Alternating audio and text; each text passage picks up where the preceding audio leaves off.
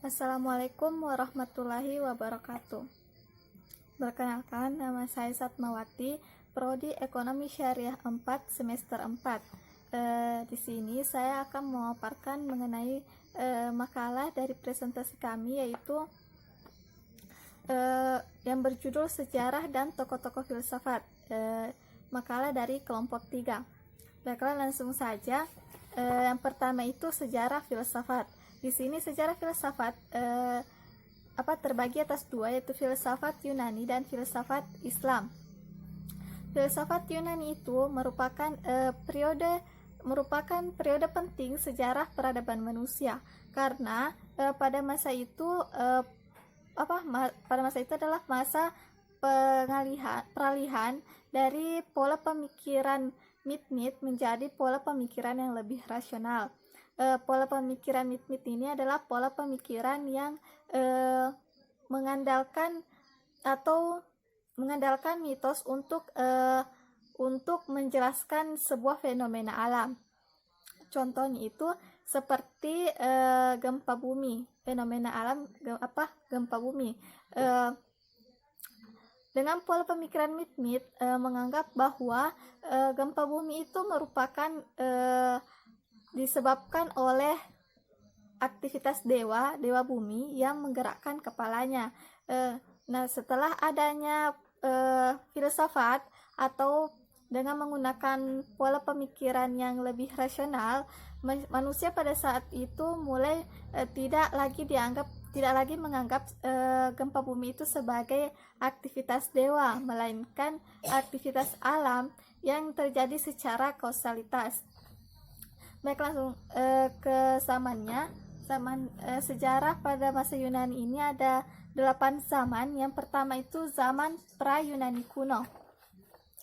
Zaman pra-Yunani kuno di dunia ilmu pengetahuan dicirikan berdasarkan know-how yang dilandaskan pada pengalaman empiris. Di samping itu, kemampuan berhitung ditempuh dengan cara one-to-one korespondensi atau mapping proses. Contoh cara menghitung pada masa itu seperti menghitung hewan yang akan masuk atau keluar kandang, dihitung dengan menggunakan kerikil. Pada masa ini manusia sudah mulai memperhatikan keadaan alam semesta sebagai suatu proses alam. Kemudian yang kedua itu masa Yunani kuno atau zaman Yunani kuno. Zaman ini dipandang sebagai zaman keemasan filsafat, karena pada masa ini orang memiliki kebebasan untuk mengungkapkan ide-ide atau pendapatnya. Yunani pada masa itu dianggap sebagai gudang ilmu dan filsafat, karena bangsa Yunani pada masa itu tidak lagi mempercayai mitologi. Bangsa Yunani juga tidak dapat menerima pengalaman yang didasarkan pada sikap reseptif attitude atau sikap menerima begitu saja, melainkan menumbuhkan sikap uninquiring attitude atau sikap yang senang menyelidiki sesuatu secara kritis. Lanjut ke zaman ketiga, yaitu zaman keemasan filsafat Yunani. Pada waktu itu Athena dipimpin oleh Perikles. Kegiatan politik dan filsafat dapat berkembang dengan baik. Ada segolongan kaum yang pandai berpidato atau berretorika, dinamakan kaum sofis. Kegiatan mereka adalah mengajarkan pengetahuan kepada para kaum muda. Kemudian masa keempat, yaitu masa Helenitis dan Romawi. Pada zaman Alexander Agung menjadi sebagai kaisar Romawi dari Macedonia, dengan kekuatan militer yang besar menguasai Yunani, Mesir, dan Syria. Pada masa itu berkembang sebuah kebudayaan transnasional yang disebut kebudayaan Helenistis, karena kekuasaan Romawi dengan ekspansi yang luas membawa kebudayaan Yunani tidak terbatas lagi pada kota-kota Yunani saja, tetapi mencakup juga seluruh wilayah yang ditaklukkan oleh Alexander Agung. bidang filsafat di Athena tetap merupakan suatu pusat yang penting. Tetapi berkembang pula pusat-pusat intelektual lainnya, terutama di kota Alexandria. Ada beberapa aliran pada masa ini, yaitu yang pertama aliran sinisme, kedua stoik, ketiga epikurean, dan yang keempat neoplatonisme. Lanjut lagi ke zaman kelima, yaitu zaman abad pertengahan. Abad pertengahan ditandai dengan tampilnya para teolog di lapangan ilmu pengetahuan. Para ilmuwan pada masa itu hampir semuanya adalah para teolog, sehingga aktivitas ilmiah terkait dengan aktivitas keagamaan. Semboyan yang berlaku bagi ilmu pada masa ini adalah ancilla theologia atau abdi agama. Namun demikian harus diakui bahwa banyak juga temuan dalam bidang ilmu yang terjadi pada masa itu. Periode abad pertengahan mempunyai perbedaan yang mencolok dengan periode sebelumnya. Seperti terletak pada dominasi agama. Timbulnya agama Kristen yang diajarkan oleh Nabi Isa alaihi salam pada permulaan abad Masehi membawa perubahan besar terhadap kepercayaan keagamaan. Pada zaman ini, kebesaran kerajaan Romawi runtuh, begitu pula dengan peradaban yang didasarkan oleh logika, ditutup oleh gereja, dan digantikan dengan logika keagamaan. Agama Kristen menjadi problema kefilsafatan karena mengajarkan bahwa wahyu Tuhanlah yang merupakan kebenaran yang sejati. Hal ini berbeda dengan pandangan Yunani kuno yang mengatakan bahwa kebenaran dapat dicapai oleh kemampuan akal.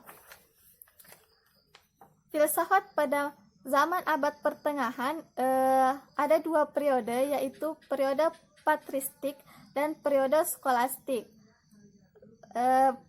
Kemudian zaman keenam, zaman Renaissance. Zaman Renaissance ditandai sebagai era kebangkitan kembali pemikiran yang bebas dari dogma-dogma agama. Renaissance ialah zaman peralihan ketika kebudayaan abad pertengahan mulai berubah menjadi suatu kebudayaan modern. Manusia pada zaman ini adalah manusia yang merindukan pemikiran yang bebas. Manusia ingin mencapai kemajuan atas hasilnya sendiri. Hasil usaha sendiri, tidak didasarkan atas campur tangan ilahi. Penemuan ilmu pengetahuan modern ini sudah mulai dirintis pada zaman Renaissance. Ilmu pengetahuan yang berkembang pada masa itu adalah bidang astronomi. Kemudian zaman ketujuh, yaitu zaman modern. Perkembangan ilmu pengetahuan pada zaman modern sesungguhnya sudah dirintis sejak zaman sebelumnya, yaitu zaman Renaissance. Seperti salah satu tokohnya itu René Descartes, tokoh yang terkenal sebagai bapak filsafat modern. René Descartes juga seorang ahli ilmu pasti. Kemudian zaman yang ke-8, yaitu zaman kontemporer. Pada zaman ini ditandai dengan penemuan berbagai teknologi canggih, seperti teknologi komunikasi dan informasi, termasuk salah satu yang mengalami kemajuan sangat pesat, karena pada masa ini ditemukan komputer dan berbagai satelit komunikasi dan internet. Bidang ilmu lain juga mengalami kemajuan pesat, sehingga terjadi spesialisasi ilmu yang semakin tajam. Lanjut lagi ke filsafat selanjutnya, itu sejarah filsafat Islam. Ahli pikir Islam merenungkan kedudukan manusia di dalam hubungan dengan sesama manusia dengan alam dan dengan Tuhan. Dengan menggunakan akal pikirnya, mereka berpikir secara sistematis dan analitis, secara kritis, sehingga lahirlah para filsuf Islam yang mempunyai kemampuan tinggi karena kebijaksanaannya. Lahirnya filsafat Islam. Setelah Kaisar Yustianus, menurut Akademi Neoplatoisme di Athena, beberapa guru besar hijrah ke Ctesiphon tahun 527, yang kemudian disambut oleh Kaisar Khusrau pada tahun 529. Setelah itu di tempat yang baru mengadakan kegiatan mengajarkan filsafat. Mereka dalam waktu 20 tahun di samping mengajarkan filsafat juga mempengaruhi lahirnya lembaga-lembaga yang mengajarkan filsafat seperti Alexandria, Antipia, dan Beirut. Pada filsafat Islam ada beberapa aliran, yaitu aliran aliran periode Mu'tazilah, filsafat pertama, kemudian kalam Asy'ari, dan filsafat kedua. Lanjut ke materi terakhir, yaitu tokoh-tokoh filsafat. Tokoh-tokoh filsafat ini ada beberapa, yaitu Plato. Yang pertama Plato, yang kedua Aristoteles, yang ketiga Socrates, yang keempat Cicero, yang kelima Ibnu Rushd, yang keenam Al-Kindi, yang ketujuh Al-Farabi, yang kedelapan Ibnu Sina, yang kesembilan Jalaluddin Rumi, dan yang terakhir itu Ibnu Taimiyah. Baiklah, saya pikir hanya itu yang dapat saya sampaikan. Lebih dan kurangnya mohon dimaafkan. Wallahul muwaffiq ila aqwamit thoriq. Wassalamualaikum warahmatullahi wabarakatuh.